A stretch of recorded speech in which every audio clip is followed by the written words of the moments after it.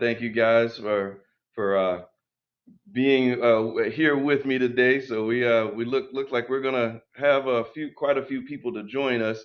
So I tell you what, I see 1 o'clock Central Time in glorious Houston. So we're gonna go ahead and get started here, guys. So welcome. Let me just thank you guys one more time for being here on the call with us. This webinar, we are excited to bring you information about wind repowering under the One Big Beautiful Bill. So DWT and Marshall and Stevens have partnered together. We were getting so many questions about what does this mean? How does this impact me and my business? And we thought it was a great idea to just get together, understand some of the challenges that we're facing across this wind industry and what does it mean. It can be so confusing. So what we'll do, guys, is we will start off with an introduction of all of our panelists, and then we'll go through the information again. As I started to mention, we all of your lines are muted, but we look forward to hearing your questions, and we're going to hear them in the form of the question box up at the top right corner of your screen. There's like a comment box with a question mark in it. That's where you'll go to ask your questions. Throughout the entire presentation, we'll have someone in the background looking at those questions and try to incorporate them throughout our discussion. But we will leave time at the very end to make sure that your questions are answered. If your question is not answered live here on the webinar, we look forward to consolidating all of those and then sending out all of the remaining questions with answers to all attendees. So with that being said, let's jump right into it, guys. I'm excited. Again, I am Walter Brown, VP of Operations and Maintenance at DWT. I will be your host today. I have 27 years in the electric utility industry, 3 years here with DWT, been loving every single bit of it since I joined August 3 years ago. And prior to coming to DWT, I enjoyed my time at NextEra Energy. Started my career there as an electrical engineer, designing distribution systems, transmission substation. That's my core background. I had an opportunity to move into uh, wind generation, and I had an opportunity also to learn quite a bit on solar and battery storage. So been around the block a little bit in the electric utility industry, but enjoying the renewable side of it as we have opportunities to grow in that side for our country. So with that being said, I do want to give our panelists a chance to introduce themselves. So I'm going to start off with Marshall and Stevens, and I'll turn it over to Fernando Sosa. Thank you, Walter. Thank you very much. So my name is Fernando Sosa. I am a managing director at Marshall and Stevens, one of the co-leads here, based out of Chicago. I'm also the national practice leader for repowerings in general at Marshall and Stevens on a national level. I've been in this space now for 25 years as a machinery equipment appraiser, specialized in power generation for the last 20 years, and I've done appraisals for pretty much every type of technology you could think of. So whether we're talking about coal, natural gas, heavy fuel oil, nuclear, renewables, for every reason you could think of, and internationally as well. I also serve as an expert witness in litigation support. I've done this for international arbitrage, for federal, for state, and municipal courts. On the repower aspect of things, here at Marshall Stevens, we have performed repowers on wind, on solar, geothermal, hydroelectric power facilities, and some chemical facilities for carbon sequestration that qualified for repower as well. That would be our 50,000-foot view, and definitely happy to participate and be invited on this webinar. I want to thank WT, not just for putting the webinar together, but for the history that we've got together over the past few years in repower specifically. Tyler. Yeah, thanks. Happy to be here with Fernando and Walter to speak with you all on repower and One Big Beautiful Bill. I'm Tyler Gifford. I'm the Director of Business Development for DWT. Been in the industry for 17 plus years, been with DWT for 3.5 years, with really the last 2 years dedicated to IRA focus and repower EPC contracts. In my career, I've spent time with both owner operator, 12 years for an IPP, and then and a couple years with a large OEM as well. So have experience on both sides of the table. And so DWT, we have a large range of services, and really our mission is to be the most trusted ISP for renewable asset owners, providing full scope services that range from O&M LTSAs to major component exchanges to turnkey EPCs. We also have a full global supply chain and engineering group that supports all of our business units for success. So really excited to talk with you all today and have a good discussion with Fernando. Outstanding. Thank you, Fernando. Thank you, Tyler.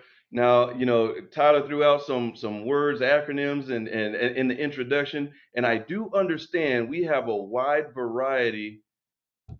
We have a wide variety of. I apologize. I see, Alexandra, you're using a link that I provided you, obviously, so you're on the wrong link. I apologize if I sent you the wrong one. We'll get you the right one if you can drop off of that one. All right, thank you. All right. So I want to start with some basics here. I think, we have a lot of vendors, suppliers, we have investors, we have asset owners on this call right now. So I want to start with something just kind of basic here to set the stage of, like, let's start with just repowering in general. What are the financial and operational benefits that we get from repowering, and why has the Inflation Reduction Act of 2022 made repowering an attractive option? And I'll start with Fernando on this one. Thank you, Walter. Yes. So right off the bat, wind projects, wind farms, and project owners are able to requalify for a production tax credit as if it was a brand new project. And it actually works in well because those PTCs expire in 10 years.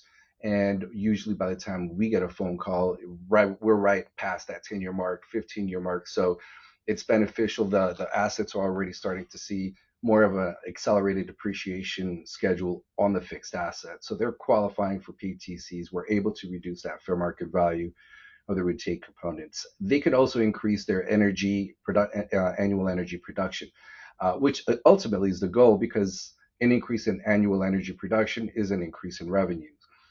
These developers and project owners, they don't have to go through and perform the same level of due diligence and detail as if it was a greenfield project, with permitting, with wind studies, with soil samples, because it's already there, it's already in place.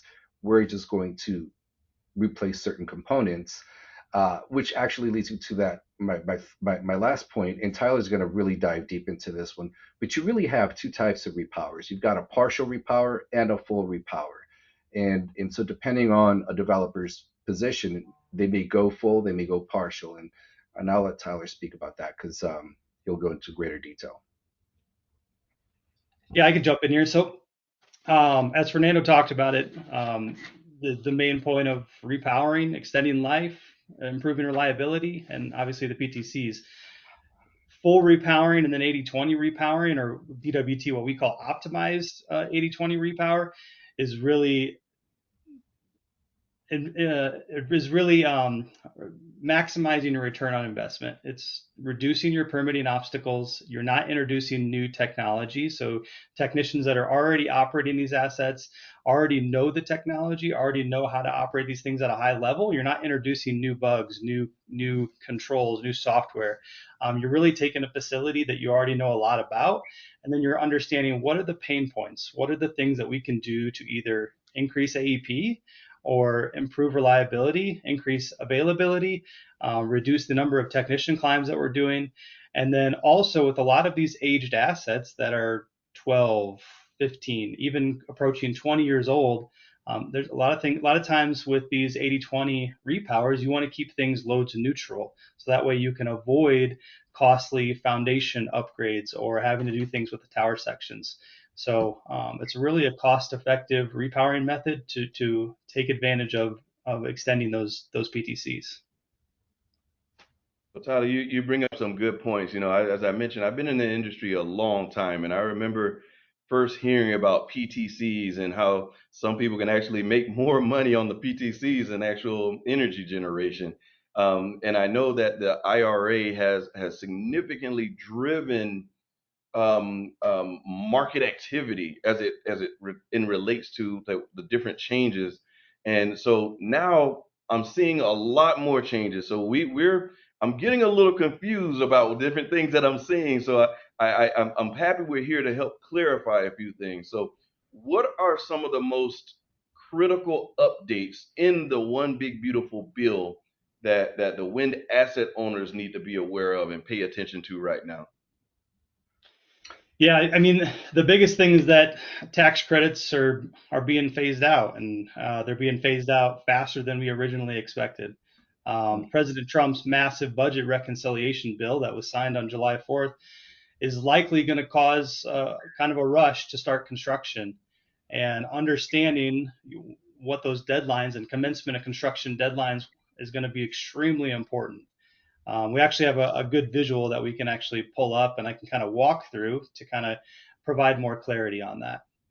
So commencement of construction is going to be everything. Timing is going to be everything. When you commence construction is going to provide what is the deadline for your place in service. So if you look at this visual and understand line by line, when you commence construction, or COC as you see there, is going to determine what is your window as you show continuous progress during construction of when the actual place in service date deadline is.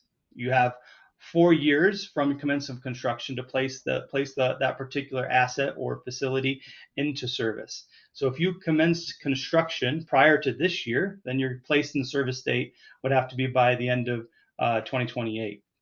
If you safe harbor within 2025,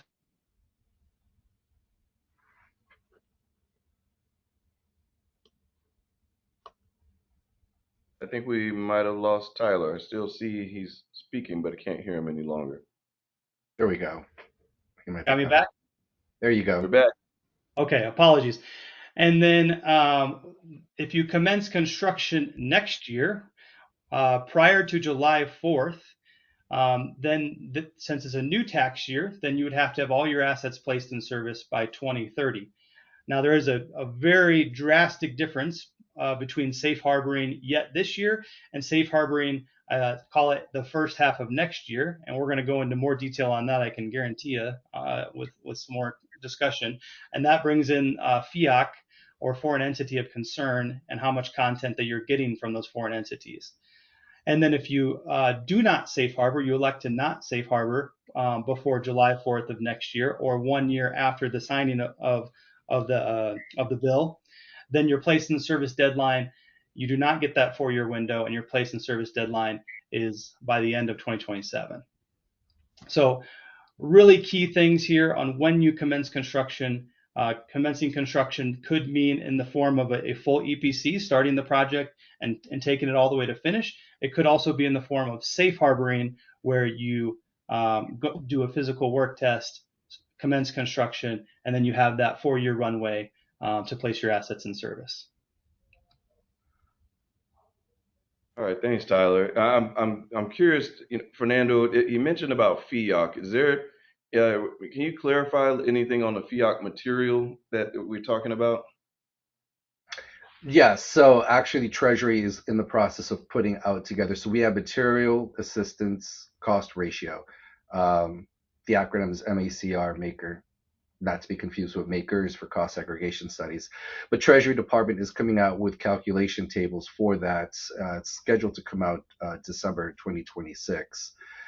But in essence, as we get closer to that 7/4/2026 deadline, and then post July 4th, 2026, that table is going to come in place. And that table, for all intents and purposes, the intention from the way I read it, is to be able to remove items, components within the components that are going to be replaced from eligibility. And so that is going to be a much more difficult scenario to try to beat that 80/20 threshold at that point, because now it's not only are we looking at the components that are being replaced or repowered, but now we have to look at the components that make up the components. So if I'm looking at a gearbox, where do the gears come from? Where do the electrical wiring components come from? I'm not sure if it's going to go to that level, but that is something that Treasury Department will be coming out with, and it's going to have a pretty significant impact overall on the ability to repower and qualify. Thanks, Fernando. And I want to take a step back, because Tyler, you mentioned a lot about safe harboring and the timeliness. Now, this timeline that we're showing right now, it definitely spells out the critical nature of when you need to have something started and what it means as you're moving through it. But I'd like for you to just walk through this a little bit more in detail about the critical nature of safe harboring, and walk us through what it means as far as repowering under the current IRS guidelines, and how our current asset owners can safe harbor their projects. Yeah, no problem. So safe harboring is nothing new. Safe harboring is something that allows companies to basically demonstrate good faith effort by starting a project to lock in the tax credits of any given year. Before a couple Fridays ago, August 15th, there were two methods to do so. There was a method called 5% spend of your total project cost, and then there was a physical work test, which was another path. We have another visual here that will show the differences and how the one went away. Should be pulling up here. So U.S. Treasury made it call it more difficult for wind and solar projects, and not all solar projects. They said they eliminated the 5% test of total eligible project cost for wind projects, and then solar projects over 1.5 megawatts.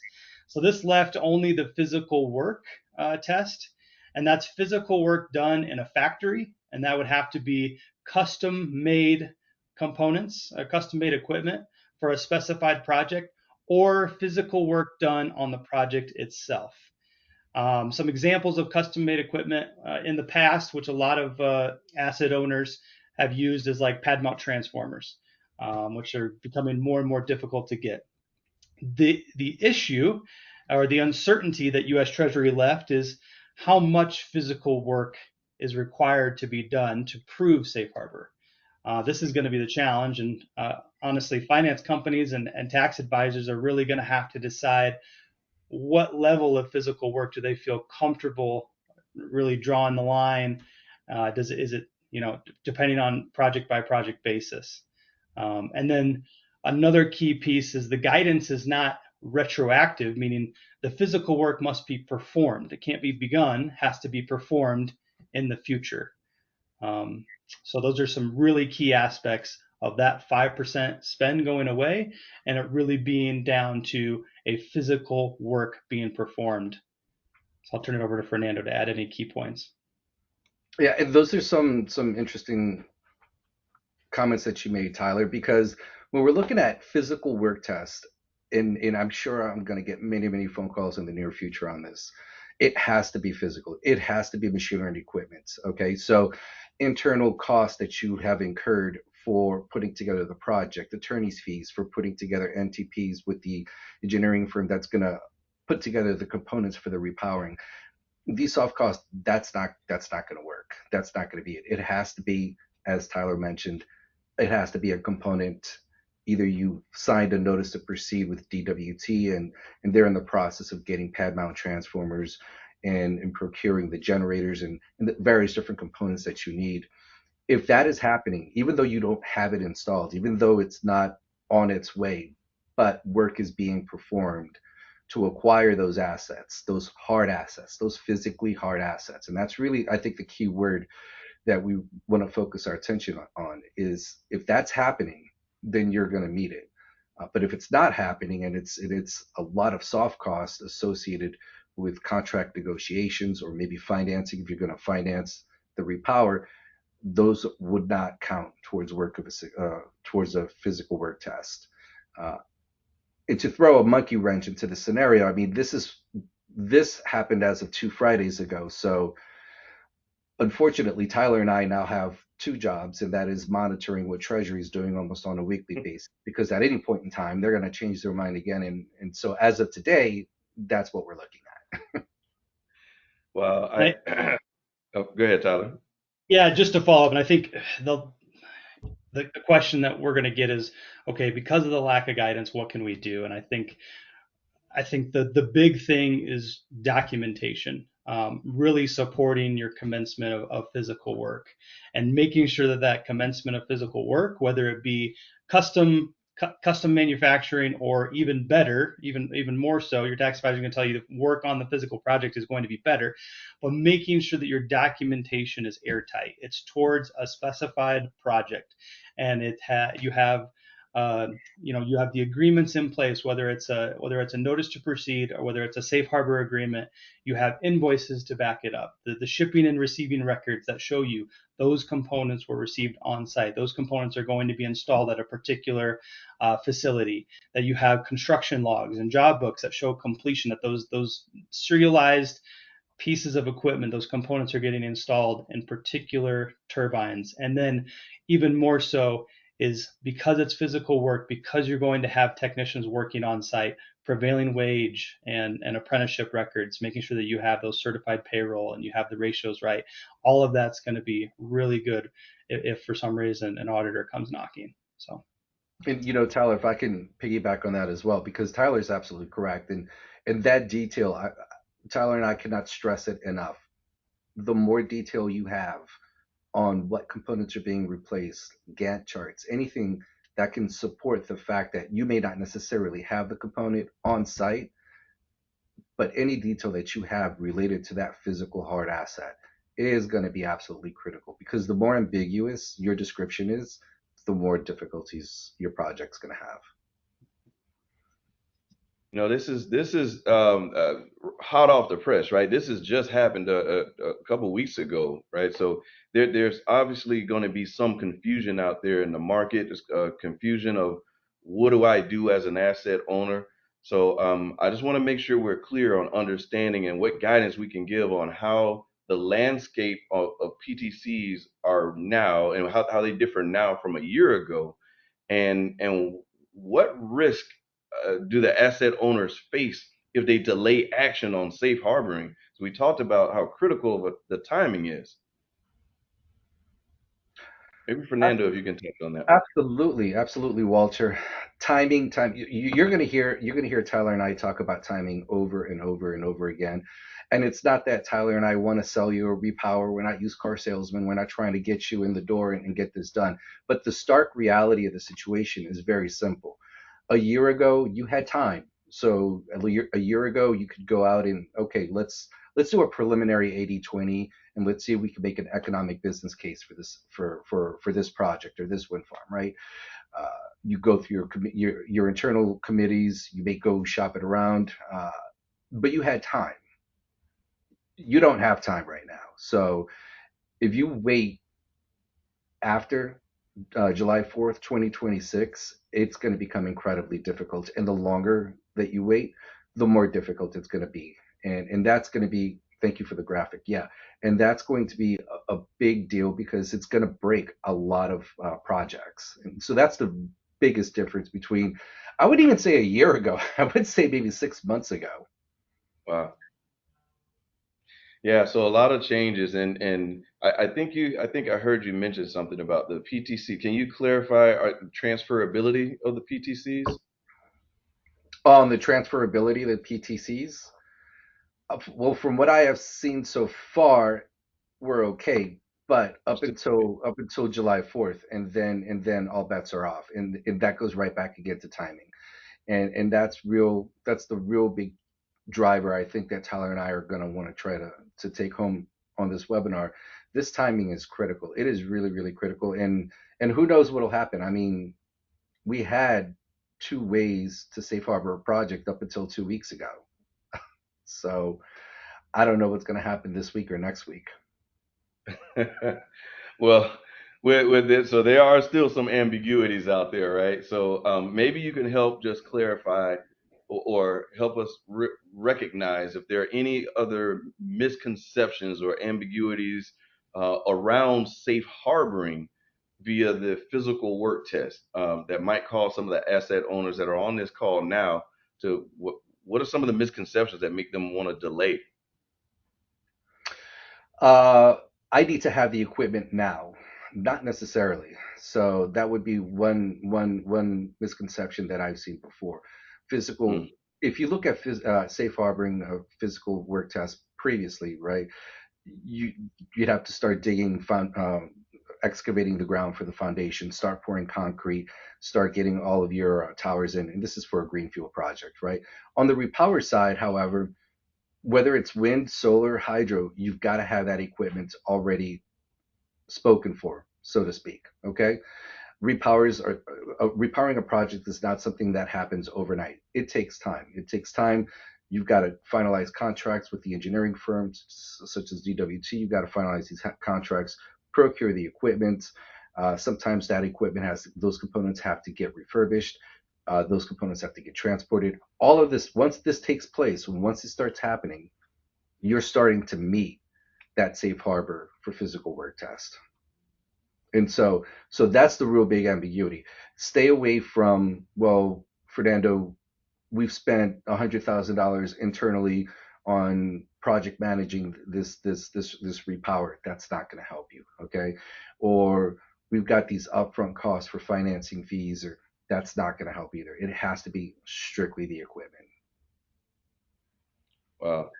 Thanks for that guidance. You know, and I can't help but to think about, we're talking timing, and Tyler first introduced this chart that we're looking at with the timelines on it. So Tyler, let me ask you, what are the consequences if an asset owner misses the window to safe harbor under the current rules under the one big beautiful bill? Fernando already touched on it. I mean, the tax credits have an expiration date, and either you're gonna make that date or you're not. Um, I mean, projects that get underway before July 4th, you can essentially give yourself a construction period that can carry you through this current presidential term, and who knows what's going to happen with the next one. So there's a lot can change. So it's just a matter of what do you want your execution window to be? Do you want it to be get that project placed in service by the end of 2027, or do you want to give yourself a longer execution window? And then you have to ask yourself about the FEOC, and that's working to understand where your components are coming from, where they're being sourced from, and what's your exposure. So That's a great point as far as where you're getting components sourced from. So Fernando, you brought up FEOC early in the conversation as we're discussing eligibility. So maybe you can help tie the compliance into for eligibility for the bonus tax credits or PTCs, and what are the current FEOC restrictions that asset owners need to be aware of and understand when sourcing the equipment? So that's interesting. There's not a lot of discussion about what's actually behind it, right? Everybody's gotten pretty familiar with the FEOC acronym, foreign entities of concern, but it actually goes a little deeper than that. So you've got specified foreign entities, right? So we're looking at the graphic, right? We see basically four countries, but this would also include any country that the Treasury Department deems as a terrorist state, which they can deem at any point in time. So maybe not necessarily those four particular companies, but they're countries. But if there's a country that has been deemed a terrorist state by the State Department and Treasury, and that country supplies Sweden, Mm, then that becomes an issue. Then that component of a component becomes an issue, right? Foreign influenced entities is another one that has certain legal and financial control over other over entities that are not part of FIAC, right? So, for example, if you have a country that has legal and financial control over ABC generators, and ABC generators is based in Europe and has nothing to do with the four countries we have up on the screen, but this controlling interest company satisfies the specified foreign entities, then that becomes another problem. And then we've got the material assistance cost ratio, which will go into effect December 2026. And now we're looking at the components within the component. So it's not just FIOC, it's all of these little sub bullets right below FIOC that we really need to pay close attention to. So the closer we get to post July 4th, 2026, the more complicated it gets. And we haven't really touched it, but I mean, if you look at the graphic, if you try to safe harbor after July 4th, 2026, you basically have 1 year to get your project up and running. So that goes right back to what Tyler and I were talking about before. Timing is going to be incredibly critical in this scenario. Yeah, you guys have hit on it multiple times about timing, safe harboring, so and Fernando, you have a lot of investors, asset owners that come to you for advice. Can you help shed some light on how are they viewing repowered projects versus safe harbored projects versus non-safe harbored projects? Well, some of the tax equity investors that we've been working with in the past pretty much need to see something safe harbored before going in. They will more than likely not move forward with the project unless there is some level of safe harbor.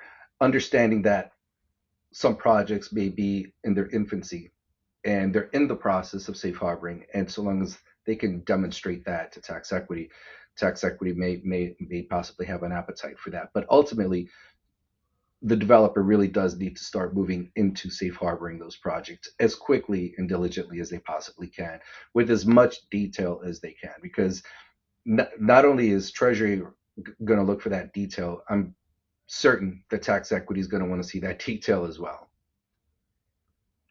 Yeah, so obviously, as you guys have mentioned, document, so we can show all the details and make sure we're extremely clear. So, DWT has done a couple of repower projects, and I've seen this happen before, but I want to hear your perspective on this also, Fernando. What happens if an asset owner has different placed in service dates for different components of the project? When I look at this chart, it makes it look like there's one place in service date, but what happens if you have different place in service dates?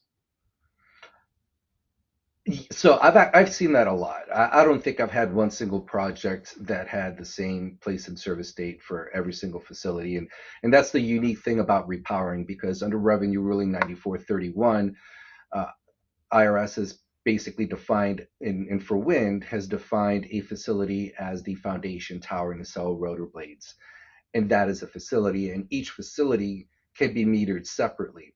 As a result, each facility needs to have its own 80/20 analysis performed. So you can have a wind farm that consists of 50 turbines, and you can have 50 different place and service dates as one example, right? In the past, what I've seen a lot of tax equity counsel and tax equity, as well as a developer, do is utilize the place and service date of the last pad that went online, the last pad that was repowered. I've seen that as well. So I've seen it both ways. In our repower analysis, every single facility that's getting repowered has its own fair market value calculation, and it's for the retained components, and its own 80/20 based on when that repower took place. So I just a follow up to that, right? So I think we have seen it in DWT where you have different place and service dates per turbine. What are you seeing as Fernando, as you're giving advice? What are you seeing most companies do? Is it usually one place and service date, or is it more so per turbine? And I they're have just seen one placed in service date.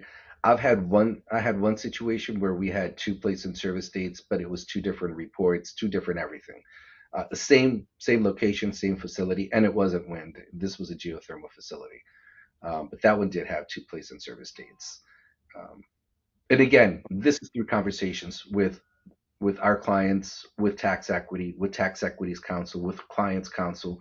So it's usually a buffet of individuals coming together and making a final determination on what everybody's most comfortable with. Yeah, the only thing I was going to say on that, with our structure with 80/20 repower and each turbine being considered its own facility, what we're typically seeing is that our each turbine or each facility typically has its own individual place and service date. So That's what we're typically seeing. Okay. Hey, thanks for adding that, Tyler. So the first let me remind everybody because I see there's a couple of questions. So if you have questions that you want to ask as a reminder, please use that box at the top right where it has a comment box, but it shows a question mark in there. Just add your questions there and we'll make sure we get them included into the discussion. Some of those questions I'm able to, my background personnel are able to give me those questions and we can ask them live, and others will follow up. I just want to remind you we have that functionality.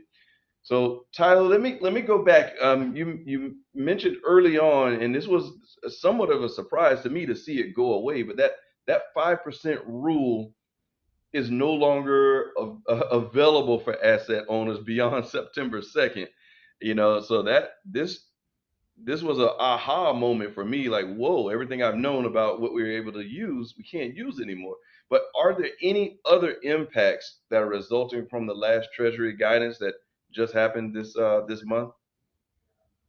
Yeah, I think there's a number of impacts. I think if you the 5% test going away, likely what the Treasury guidance was trying to do is avoiding stockpiling. That's essentially buying equipment without knowing where the equipment is going. So the physical work, that's why they're saying that has to be done. Common sense would tell you that has to be done for an identified project. So that kind of takes away that stockpiling option. And then the other issue or the impact is going to be having to do your due diligence around how much physical work is going to be required and what you're going to be comfortable with. And then a couple other impacts is if you think about the guidance that's been passed down with FEOC, that's only probably going to get more restrictive. We only have the guidance that's given us, and Trump's already directed the U.S. Treasury to give more guidance on FEOC, give more direction. So the percentage of allowable content from FEOCs or those entities is only going to decrease annually. For like wind and solar projects starting in 2027, the allowable content must be below 40%, and then it has to drop down to like 15% by 2029. Battery storage, it's a little bit higher. It goes from 55% down to 40% in 2029. But think about how difficult that's going to be for something like a battery storage project. So the restrictions are only going to become worse.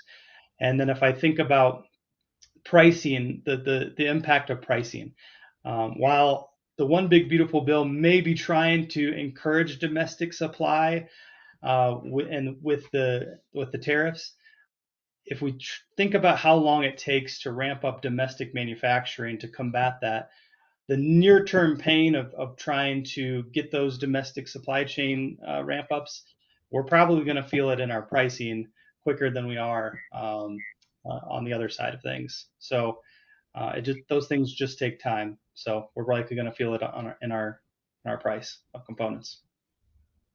Yeah, great points here that you're bringing up, Tyler. So there are other impacts, and it's continuously changing, right? So we have to stay on top of it. Let me ask on the question of, like, DWT has multiple customers or asset owners that we're working with right now that have safe harbored some of their projects. Fernando, maybe you can help me with this one. Now, is there any real risk to retroactive application or a disruption to the current safe harbor projects? Well, there's always been a risk, and the risk was 5 years. So Treasury had an opportunity to go back and audit any type of project, whether it's repower or just regular ITC PTC project, 5-year period to go back and audit those. Now it's a 6-year period, but based on the current temperature in the White House, it would not, and the directives that Treasury's been receiving from the White House, I suspect there's going to be a lot more scrutiny, not only on current projects that are trying to safe harbor before July 4th, 2026, but more than likely on all repower projects. And I suspect there's going to be a lot of scrutiny, and it's going to be really important that as these projects as these appraisals are coming in for fair market value of the retained components and for the 80/20 analysis, that the proper citation of bills and laws and sections is placed in that report, because depending on when this project started, when it's safe harbored, it's going to change the landscape dramatically. So yeah, I mean, there is a real risk of retroactive penalties with the IRS, and that was 5 years previously. Now it's 6 years, and I suspect they will more than likely ramp that up. That's what I think. Mhm. So I have to wonder, because we keep talking about timing, timing, timing, how critical it is, and it sounds like we're running out of that time. So there is a sense of urgency. Um, what does it look like for asset owners right now? Like what do they need to do if they want to take some next steps? What does it look like? What should they be doing for the next 30 to 60 days when it comes to trying to repower and get everything started? Yeah, I can jump I in can, here. yeah, I'll start with you, Tyler. Yeah. Yeah. Biggest thing is evaluate your asset portfolio. If you have projects that you're questioning whether repower is an option, then reach out to someone that can partner with you, and you can evaluate. You evaluate on a number of factors. Fair market value appraisal is going to be critical in understanding, is it a viable option? Understanding your spend requirements, understanding what is the 80/20 spend requirement. It's gonna And then that will also aid in understanding, okay, what does my physical work test look like? What do the procurement strategies have to look like? As everybody is rushing to commence construction, it's the procurement strategies are only going to have to diversify. We're going to have to increase, more warehouse capacities. We're going to have to diversify our suppliers and who we're getting components from, but supply chain is only going to get stressed more. So it's important. We've talked about timing time and time again on this call, but it's important that you act now. Reach out to a partner that can support you, that can help you with the documentation that I talked about to make sure that you can back it up. Um, and then, yeah, that's it. That's the big thing. I would agree with Tyler on that. I think the first step is determining what that fair market value, those retained components, is going to be. Even if you have budgeted numbers, you haven't even spoken with Tyler and his group or another engineering group or anybody. But even if you don't have actual numbers, it's important, even with just projected numbers, budgetary numbers, that some sort of stress test is performed on whether or not a solar farm is going to hit that 80/20. The sooner you're able to safe harbor, I mean, if we safe harbor in 2025, you have until what, mid 2028 to be able to put this into service. If you safe harbor within 2025, you got until 2029 to safe harbor. Before July 4th, you've got until 2030. So we'll have new administration in the White House. I'm not predicting what the new administration is going to do. And it could get worse or it could get a lot better. But what that does is it buys you time. It buys you valuable time that you're going to need to really identify that. So I would definitely start that off. Get with an engineering firm, find out how quickly you're able to get supporting documentation to meet that physical work test. Hey, Fernando, I'm going to ask you to dig into that just a little bit more, because I just to provide a little more clarity to our audience, because we have a lot of different people here, from investors to vendors and suppliers. So, are there any specific procurement or engineering steps? 'Cause I think you brought both aspects up. Are there any specific steps they should prioritize to secure the safe harbor status and also maintain continuous physical work?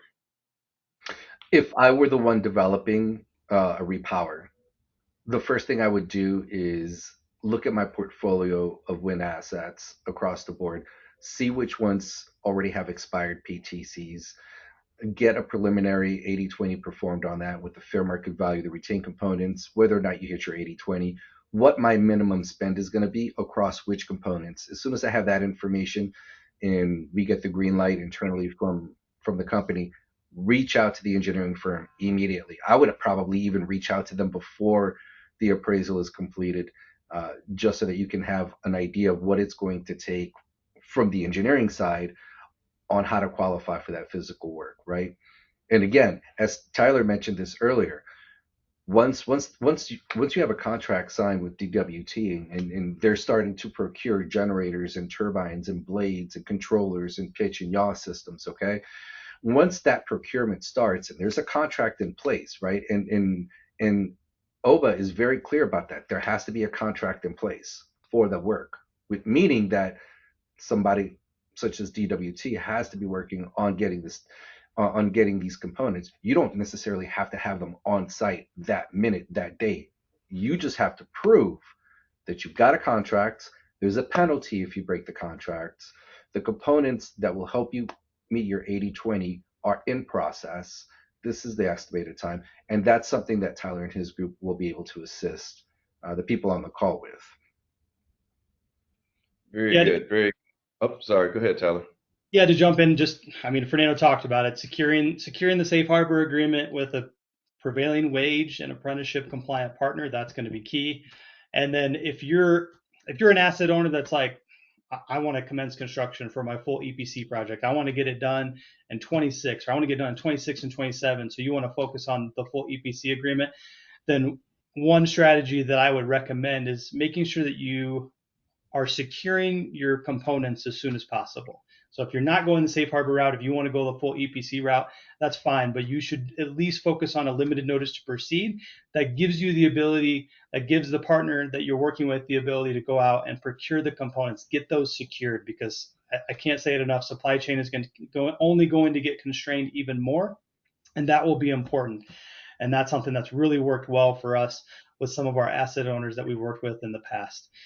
If FEOC is a concern for you and you're like, man, I don't really understand the risk, make sure that you're doing things and working with partners that can help you mitigate that risk. Things like requesting certificates from each supplier, everyone that's supplying components for your projects, make sure that they're certifying, that they're signing documents, that they're saying that the products were not made by foreign entities, or that they do not have any knowledge or any reason to know that any prohibited entity is in that supply chain. The certificate should also confirm that the cost charged for the products does not include any raw materials that were provided from prohibited foreign entities. And that documentation path should be provided to you and worked with you through that partnership that you have, whoever's working on that EPC agreement with you. And then on the engineering note, a lot of companies have great engineering groups and they know exactly what they want to do from a work scope perspective, and other companies want more support in that. We can come alongside of you, and it's all about, with the 80/20, the unique nature about the 80/20 is making sure that you're selecting work scope and upgrades that make sense for you and can maximize your return on investment, can improve reliability, making sure that the type of physical work that you're doing out there really makes sense, and that we can support it with the documentation to back it up. That's super critical. So that's the additions I wanted to add. I couldn't agree more. Outstanding. Fernando, there's something else there, or? I couldn't agree more with Tyler. He's spot on. Yeah, Tyler, well said. Outstanding. I mean, what it comes down to is get subject matter experts involved so that you can make an economic business case. That's what I heard Fernando say, is get the right people involved. And then Tyler, what I heard you say, I'm summarizing into Walter words. You basically need to know not just repower anything, but what's the biggest bang for your buck, right? And repowering the asset the right way to impact reliability as well. So well said. So I'm going to remind everyone here, because I do have a couple of questions that have come in, and I'm going to start reading some of those questions that we haven't answered already. But I'm going to remind you to go to that comment box at the top right with a question mark, and please feel free to put your comment in. So here's one that we touched on to some degree, but I'm going to ask both of you, Tyler and Fernando, a question that came from the audience. Given the hard cliff and deadline to start construction following the physical work test, how will the minimum spend dollar amount be assessed to substantiate start work? And the second part of that is how to get this process started what will I need to do first thing, and what data is required? I know you touched on some of this, but let's reiterate this again. This is a very important question. I'll go first on that. So what's step number one on that was the question, right? So what's step number one on how do I get started? What's my first step? Yeah, there's two parts, and the first part was how will the minimum spend dollar amount be assessed to substantiate start work, and then the second one is how do I get started? What are the steps? So the minimum spend to substantiate work, minimum spend to get started, and that's where the 80/20 analysis comes in. We're conservative on how we approach the percentage of the 80/20. So anything above 15%, you're supposed to be below 20% of total value when you're running the 80/20 analysis. We try to stay below 15%. So if we see a situation where you're not spending enough money, or maybe you're not replacing the right components, this is going to be some advice that we provide to our clients in order to be able to hit that minimum spend and still be able to get the project going, even if it's a year or 2 years in the future. And keep in mind, if we're looking at budgetary numbers, right, there's going to have to be labor costs associated with this in some way, shape, or form. So we're going to have crane rentals, we're going to have labor out there. I expect to see some of those costs in there, but it has to be directly tied to that repower, directly tied to it, right? But so to answer that first part of the question, we're actually just looking at what that 80/20 percentage is. And the lower it is, the higher probability you're still going to hit your 80/20, even if you're a year, 2 years out. If it's low enough, even if your labor costs do increase, which would help you actually, okay? So if your labor costs increase and that increases your total spend on the project, that's going to be more helpful. But it is a relationship between fair market value of the retained components, the lower that number is, and then the repowering cost, the higher that number is. Did that answer Yeah. it? That was the first part, right? No, yep, you did answer it. Tyler, did you want to add anything else? Yeah, on the first part, I would just say the amount of physical work, it's an assumption. We don't know for sure, but I would say is likely proportional to the fair market value. So one of your first steps is that fair market value, and how you reach fair market value. This is totally Fernando's space, but it's really three things: physical depreciation, the remaining useful life of that asset, economic obsolescence is your the cash flow, like cash flow valuation, like with that asset's ability to bring in cash, and then functional obsolescence. Turbines, just like your car, as they get newer, they get more advanced, they have better technology, they're more efficient, so that older asset doesn't have that. So they take all that into account in determining that fair market value. So typically, the older your asset, the lower your fair market value, and then in turn, less physical work that I would believe that you would have to do. So Correct. All right, well said, well said. So as a reminder to the audience here, we are recording. So if you miss anything, I know some of you are just taking copious notes right now, but we are recording. We will be able to provide this recording on our website so that any of the questions that you may need to go back to review, any of the comments, that will be available for you. And any questions that we don't answer live, we're going to also be able to share that information once we get it answered. So Tyler, I have another question here for you specifically. In the first slide, the commencement of construction and the place in service schedule. If you start construction before December 31st, 2025, you do not have any issues with materials from one of your, I'm sorry, you do not have any issues with materials from one of the four countries. Can you clarify when and how does the FEOC requirements apply? So if you commence construction, if you show commencement of construction either through signing an EPC and starting on that EPC contract, or through safe harboring, through that physical work test, if you do that by the end before December 31st of this year, then FEOC restrictions do not apply. They do not apply. Do Okay. not apply. They only All right. apply if you safe harbor after January 1st, 2026. Okay, thanks for that clarification. And Fernando, oh, and sorry, go Walter, ahead. before you move on to the next question, I just wanted to make sure I answered the whole entirety of the first question, because they were asking what are Two-part. the two-part and what were the first steps, and I want to make sure I touch on that because I think it's important.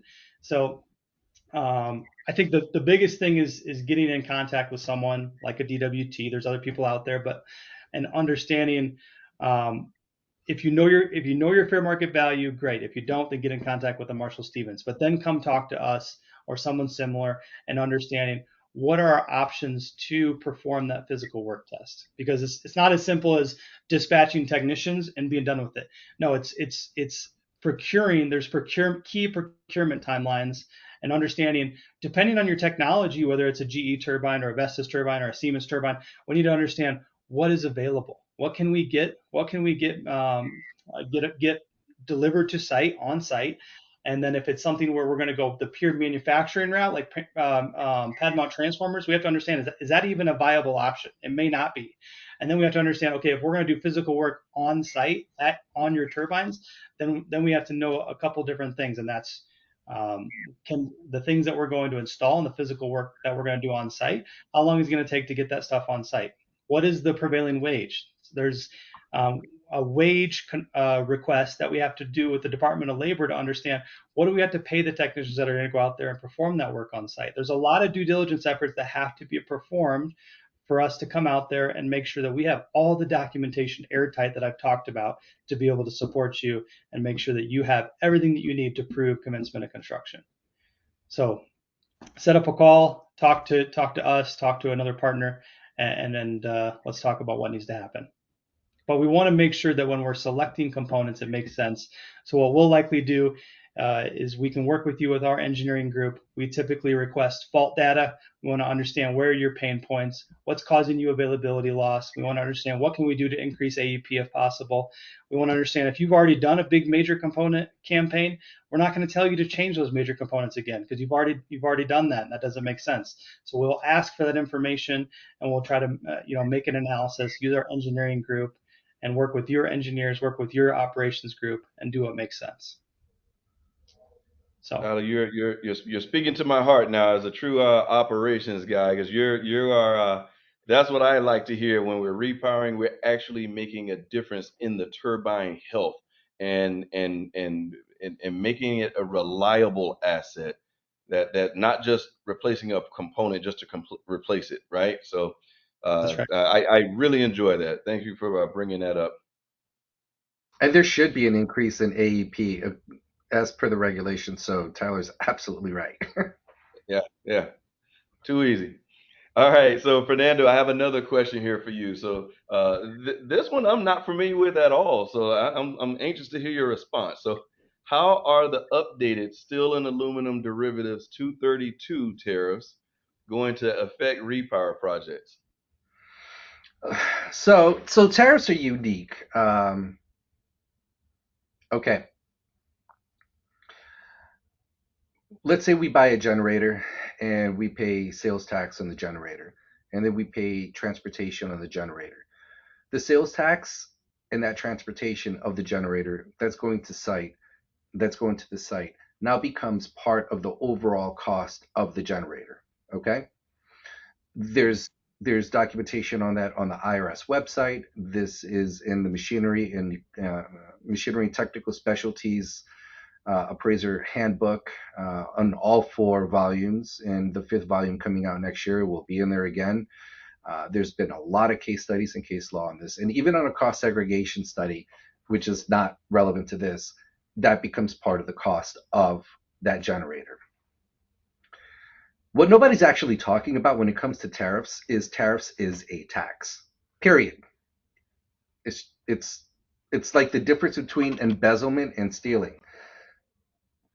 So one person stole $50, another person embezzled $1 million. At the end of the day, we took money out. Okay, a tariff and a sales tax is the same thing. It's a tax. One's an international tariff based on goods and levied onto goods and services coming in from a country. So how would this affect steel towers coming in from another country that's getting a tariff attached to it. The tariff now becomes part of that overall cost, which is going to be beneficial for you. So if that tariff increased your cost by 20%, then that's an additional 20% that would be in your favor. Okay. All right. Sounds simple. But I know we've seen quite a few tariff changes over the last few months as well. And there will So be more. yeah, and there will be more. Okay. So okay, great questions that are coming in. Here's one for you, Tyler, and you've touched on this already a little bit, um, but we want just a little more elaboration on how DWT will go about supporting the final scoping of a repower project, an 80/20 project, and will there be a need to engage other third-party independent engineers? Yeah. So it's a good question. So DWT can come alongside and partner with you to support the entire process. Your question is, what do we do in-house? So the financial assessment part, understanding what your fair market value and what your spend requirement for PTC qualification, we don't do that. You have to go to a Marshall Stevens type place. Then when you talk about the integrity of your asset, things like, are my foundations going to last another 10 years if I'm looking to spend all this money, add all these upgrades because I want to gain the PTCs for 10 years, and then the tower sections and things like that. DWT does not do that in-house. We can certainly partner alongside of you and go to an outside independent engineer and determine where your assets sit. We always recommend, if possible, to go back to your original engineer of record for that, because they already have all that documentation that they can pull up and understand what additional capacity and leniency was originally engineered into that asset. But we don't do that in-house. Where we would come in and be able to do in-house with our engineer, and we have over 200 engineers in Europe, specific technology engineers, Vestas engineers, Siemens engineers, Senvion engineers, is really on the site performance evaluation, understanding the pain points and the history of your project. If you have major component issues, if we need to come alongside of you, if you have a really old asset that you don't have a lot of vibration or condition monitoring, we can install temporary systems. So we partner with multiple companies where we can come in and install temporary systems for a short amount of time, gather that data if that's a path that we want to go. And then through analyzing that data, then we come up with, okay, what components make sense. Everything from your big high dollar items such as drivetrain and blade bearings, all the way down to little things that like hoses and fittings and brushes and things that typically get overlooked, but we know are going to provide value, and we know that the technicians are out there that's causing them climbs and causing them call outs that we want to make sure get included. And we have a very robust supply chain and a number of suppliers that can help provide the best upgrade possible.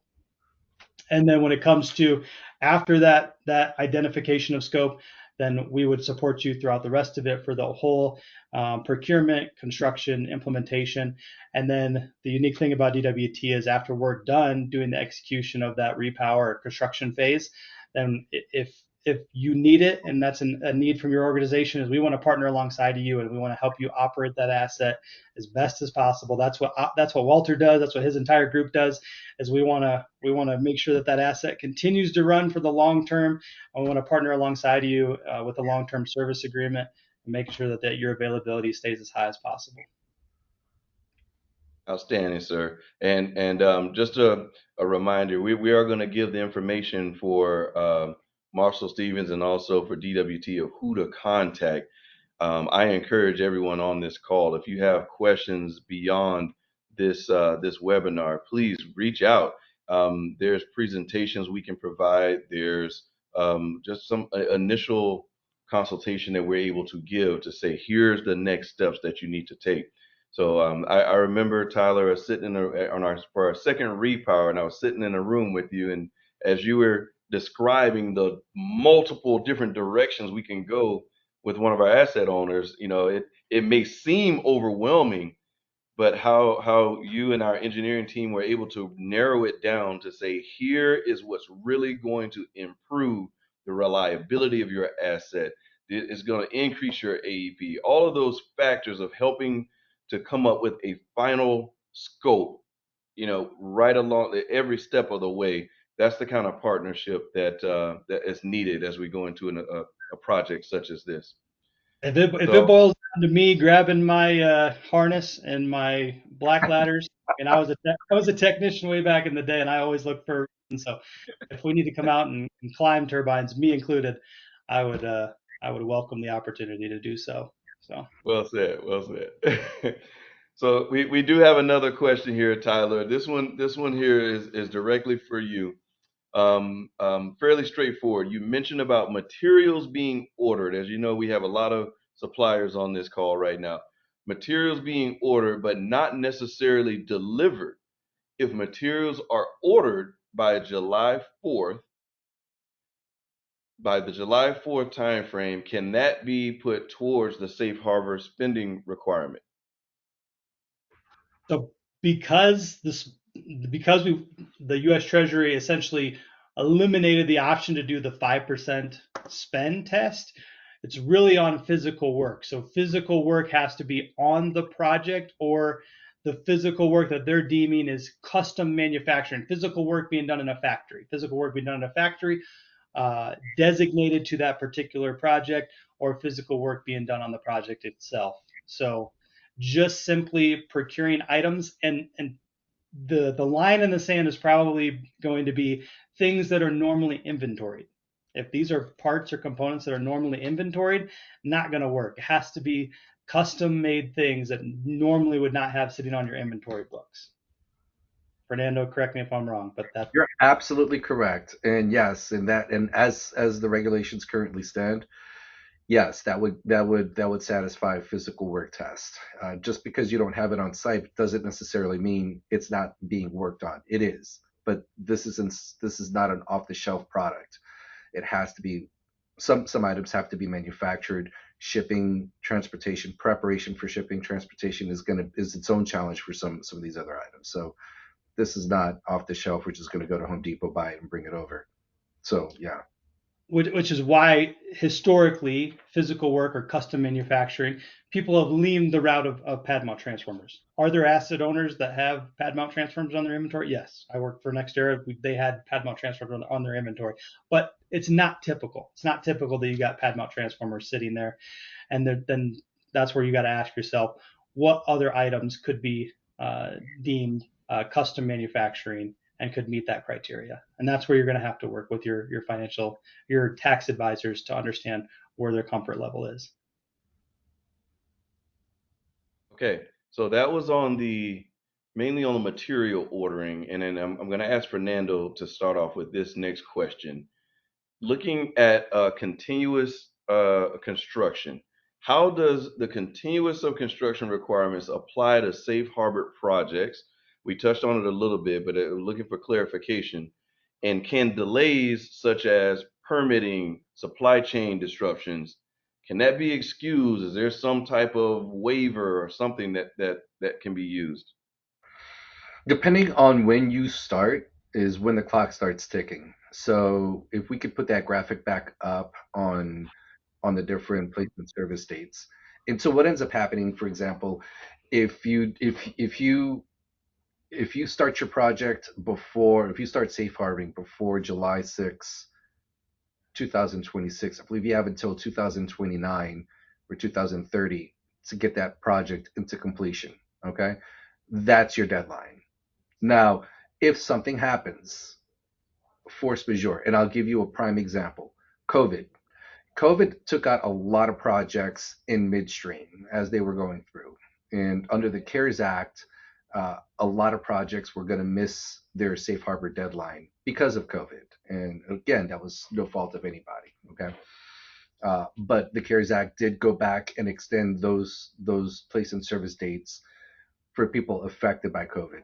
It would have to be something of that magnitude to have an impact for you. So if there are supply chain problems, it's more than likely not going to work out in your favor if you're not able to hit your place in service date, actual commencement date. I'm sorry.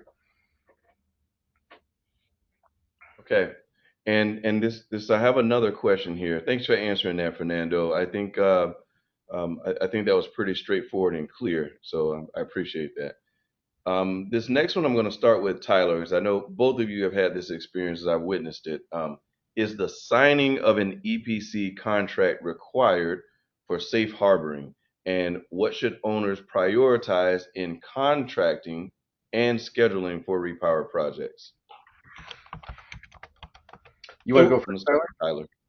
yeah, I mean, from my experience, we DWT we helped a number of asset owners last year before the deadline sign safe harbor agreements without having an EPC signed as well. So the biggest thing with the safe harbor agreement is towards a designated project and stating, and we'll make sure that in the agreement that we are stating our intentions of a full EPC agreement and the intentions of a full repower agreement on that designated project. I think that's the biggest thing. That physical work test is going to require a binding contract between the project owner and a third party company that's going to provide those assets.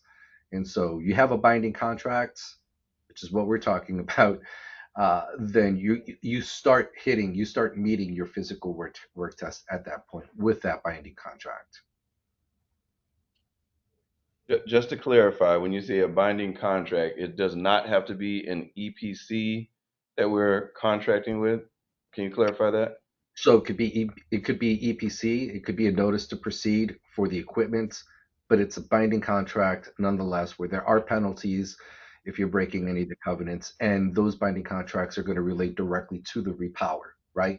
So if you enter into an NTP for the blades and the generators, and then you enter into an EPC contract with Tyler for the installation of the blades and the generator, you more than likely enter both with Tyler. But but but if it were two separate scenarios, you're still hitting that physical work test, because now you've got a binding contract with a third party individual that has nothing to do with your repower project, but is providing the equipment and or installation services to get that equipment, to get those facilities repowered. So that would start hitting your physical work test. Yeah, Thanks. Oh, we're happy to sit down and discuss what that looks like from a safe harbor agreement perspective that maybe isn't necessarily tied to an EPC agreement. We can work with your tax advisors, your internal counsel, and work through what that looks like. But we've done it in the past. all right, very good. Outstanding. Fernando, this one is a straightforward one if we can find the reference here. Can you elaborate on what regulation requires AEP increase? There's no specific regulation that requires AEP increase, but what does happen is the IRS, while the IRS does not specifically say you need to increase AEP, what the IRS does say is that after the repower, your AEP should be increasing. So they say that, and I want to explain why, and I want to explain why there's a difference. And this is one of the first questions I always ask my clients when we're going through an 80/20. There's a big difference between maintenance and repower. So if we're going to perform maintenance on the hydraulic system on a Mitsubishi, okay, or are we going to replace the entire hydraulic system along with the yaw and pitch system because they're failing? There's a difference, right?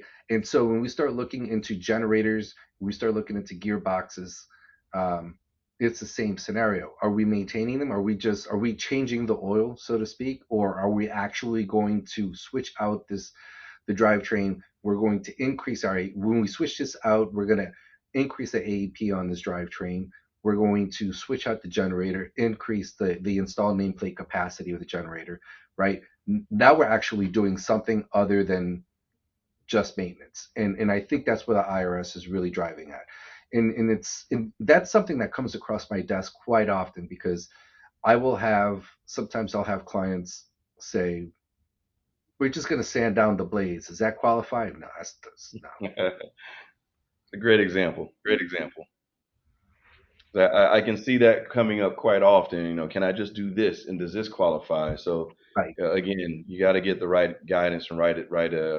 advice on these. So We're going all to right. change the light bulb on the FAA lights on the now. That's not it. Even if it were allowable, that's such a small dollar amount, it wouldn't have an impact anyway. So that's another great point, right? You're still trying to meet a threshold, so there's multiple requirements that you're trying to reach. Hmm. All right, outstanding. Tyler, I do have one more for you, and I'm going to remind the attendees here, if you do have any more questions, use that question. You guys are doing awesome with using the question box, so you may not need this additional guidance, but top right, there's a comment box with a question mark there. So if you have any additional questions, please don't hesitate to add that in. And we're coming close to time on this webinar, but I want to give you an opportunity to get that question answered live. Okay, so Tyler, this next one here that is about physical work test. If you qualify for the physical work test, what is the deadline to have delivered for these products due to the fact that they don't have to be physically landed by July 4th, 2026? Say that one more time. If you qualify for the physical work test, what is the deadline to have delivered for these products due to the fact they don't have to be physically landed by July 4th, 2026? It does sound a So, little confusing, but it's I'm reading it as it came in. so the components that you're installing for the physical work test, that's its own deadline to commence construction. So that's either by the end of this year or by July 4th of next year, or you can do it all the way up until the end of 2027, as long as you place the asset in service and finish construction. Um, the rest of the components for the full EPC, everything that you're going to install during the construction period, can really show up as needed to meet the completion schedule. The only kicker, the only thing that you have to remember is we have to show continuous progress. So if you safe harbor and you have that 4-year period, you need to make sure that your completion schedule, your project schedule, is supporting a continuous progress towards completion or continuous progress towards placed in service. So your procurement timeline or your volume of components that you need delivered or to land on site needs to match what your completion schedule uh, um, is outlining and showing that continuous progress all the way until that last facility is placed in service. Hopefully that answers your question. I believe it does, and I'll ask who the person who asked the question. If it does not, please go back to the question section and ask again or ask for additional follow up. But I believe it does answer the question. Yep, please reach out. All right, I have another one here for you, Fernando. What if IRS years after placing in service determines we undercut the minimum spend for 80/20 repower just by a little bit?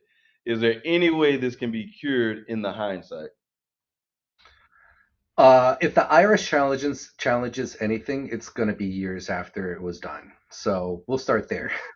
Yeah, I agree. Uh, the important thing to understand is our appraisals are as of a very specific point in time.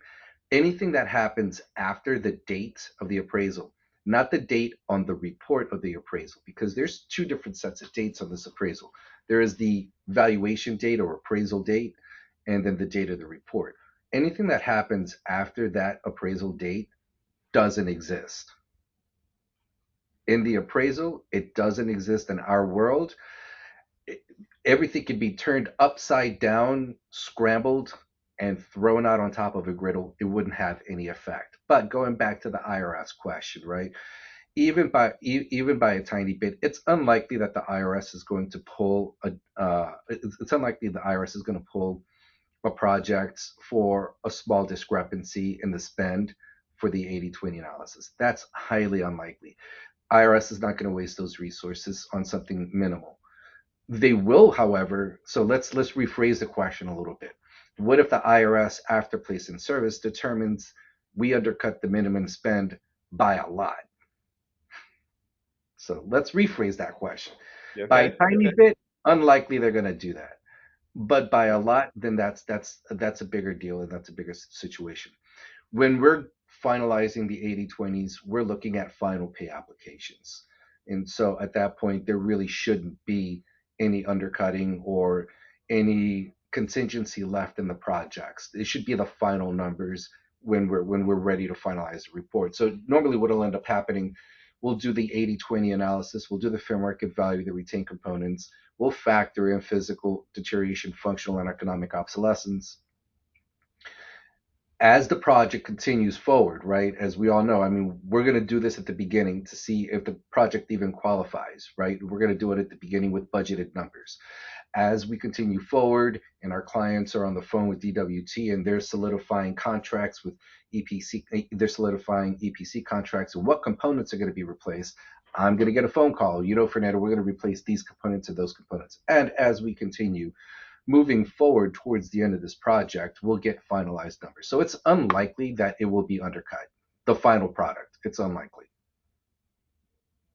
As a follow-up to that, Fernando, you mentioned as you progress through the project, is it common for what you've seen for the scope to change, like where you're meeting the threshold sooner or at a with less component change outs, whatever in the scope ends up changing towards the end?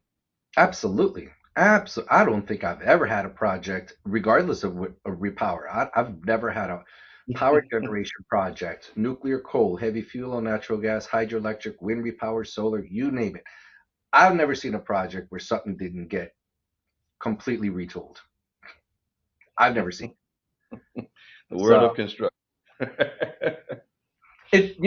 I mean, I'm talking to two engineers. I mean, let's be honest here.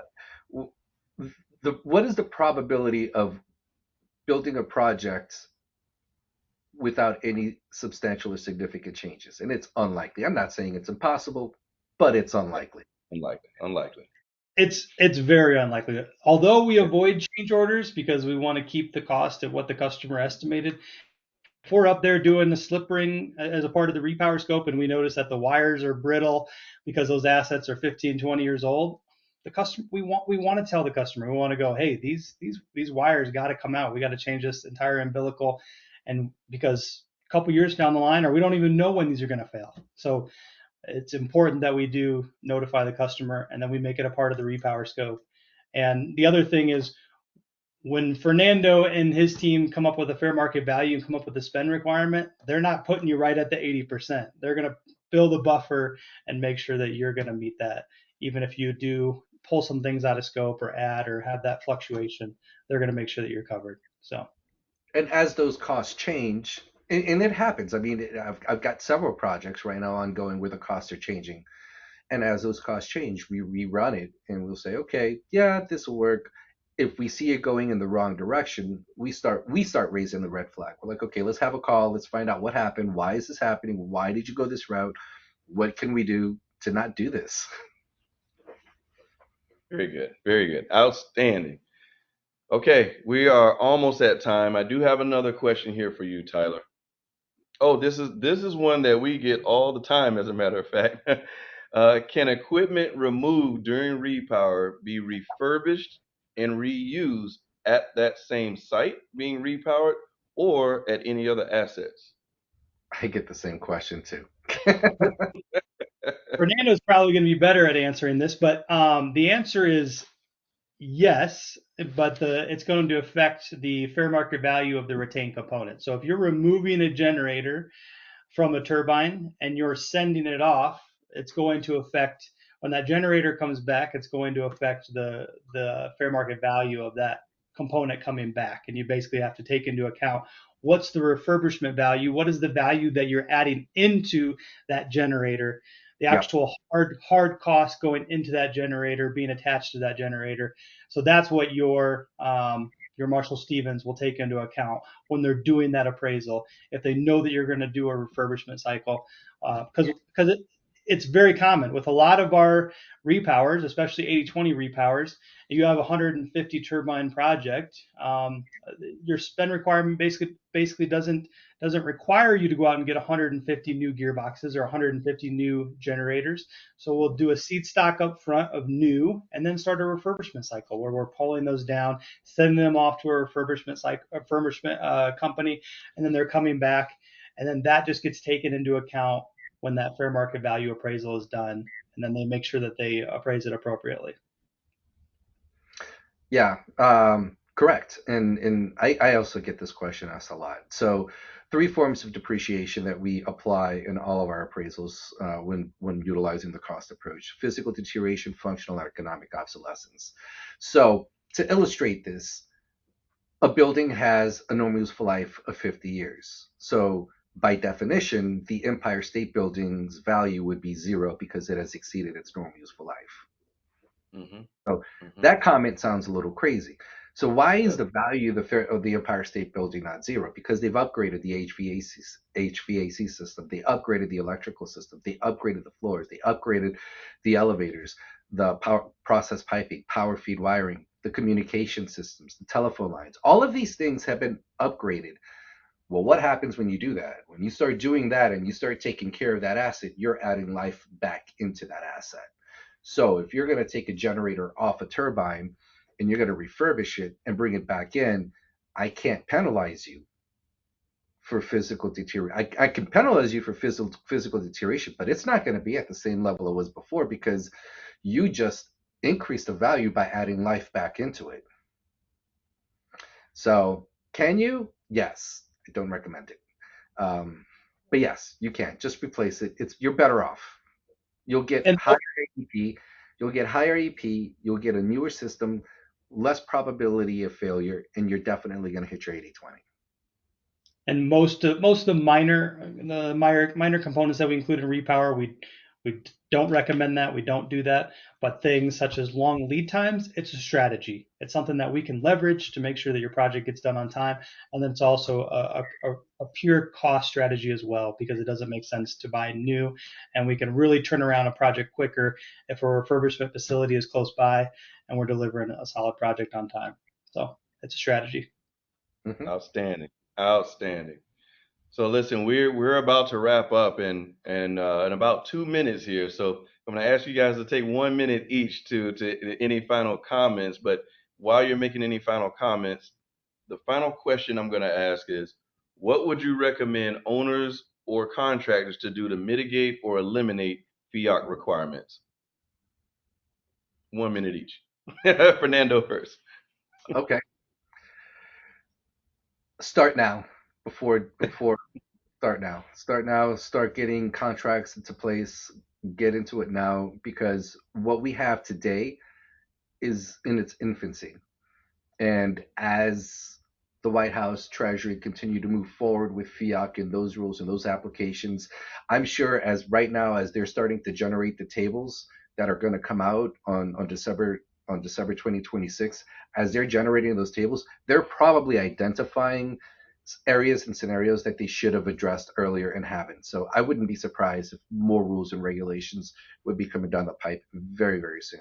So at minimum, really get started as soon as possible. Hit that deadline before FEOC becomes an issue. Timing. Well said, Mr. Gifford. I mean, timing has been the theme of this call, but I mean, reach out and have a conversation. That there's no risk in having a conversation and talking about it. We'd love to sit down and talk with you, talk about your assets, your portfolio. Ultimately, if it comes down and it doesn't make sense, or procurement timelines are too tight to make the end of the year window, then we'll tell you. DWT's main value is transparency, and we don't want to set you up for failure. We want to come alongside, partner with you, make sure you understand all the ever-changing guidelines and the things that are coming down.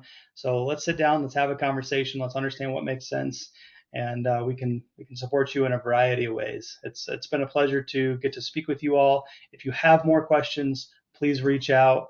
Would love to sit down and have a conversation. Outstanding. Fernando, Tyler, I thank you both so much for sharing your insights, knowledge, wisdom on this call. And to our guests on behalf of DWT and Marshall and Stevens, thank you guys for attending. Thank you for spending this afternoon with us. Again, if you have any additional questions, please send them in.